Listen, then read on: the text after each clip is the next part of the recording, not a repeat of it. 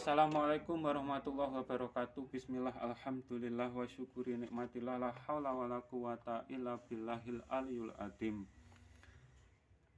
Zatnya Tuhanmu seperti apa? Sesungguhnya tidak pantas ada pertanyaan seperti ini, akan tetapi masih banyak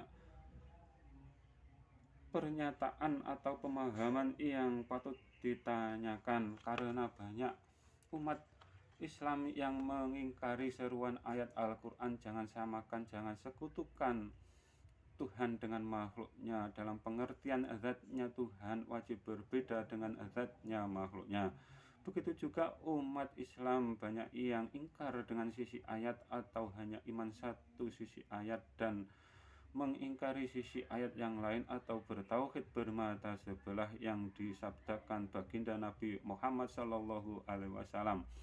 Di akhir zaman akan muncul Dajjal membelah Imam Al-Mahdi jadi dua bagian, atau hanya iman sisi ayat Tuhan di atas titik-titik saja, atau sisi ayat yang lain saja Tuhan dekat titik-titik saja, dan saling ingkar mengingkarinya seperti rebutan warisan atau kebenaran. Keduanya tidak ada yang benar, karena yang tidak percaya dengan satu ayat disebut kafir.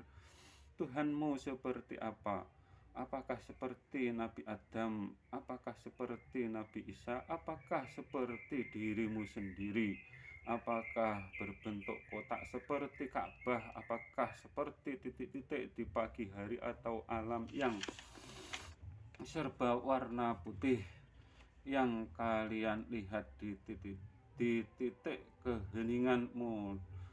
Dan kalau di istilah psikolog, masuk ke alam bawah sadar, dan biasanya dialami orang yang melakukan ritual atau meditasi atau sejenisnya atau yang lainnya.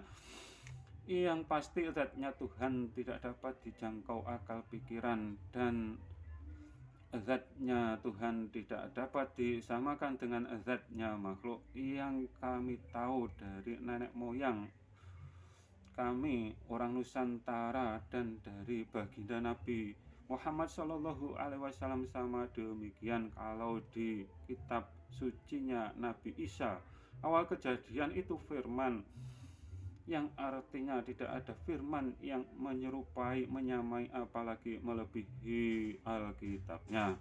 Kalau di istilah tasawuf, dari sana langit bumi seisinya hanya bagaikan giwang di lautan padang pasir bila dibandingkan dengan kebesarannya zatnya Tuhan. Kalau yang ada di Nusantara, karena nenek moyang kita pelaut, digambarkan dengan langit bumi dan semua isinya bagaikan sebutir pasir di lautan bila dibandingkan dengan kebesaran zatnya Tuhan. Dan jangan pernah membayangkan, pikiranmu tidak mungkin mampu.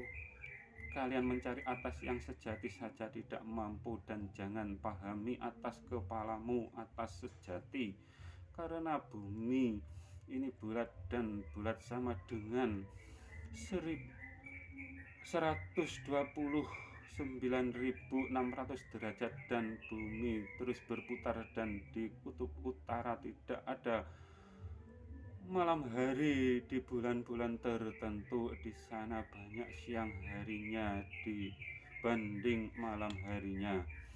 Matahari dan bulan posisinya berlawanan arah.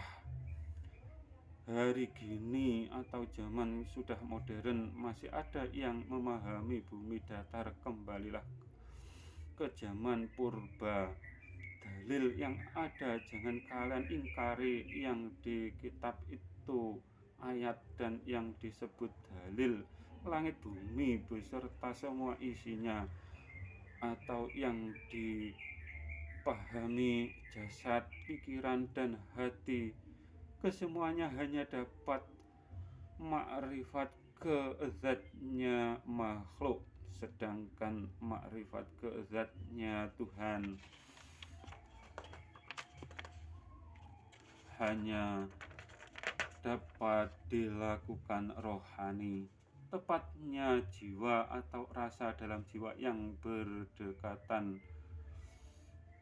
dengan ruh.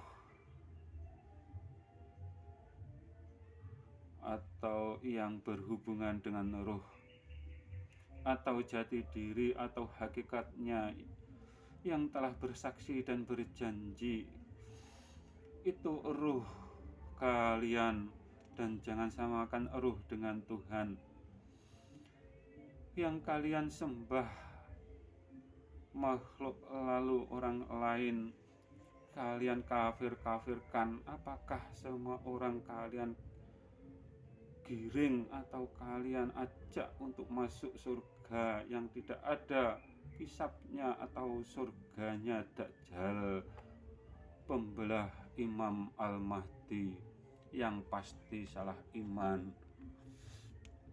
Wassalam.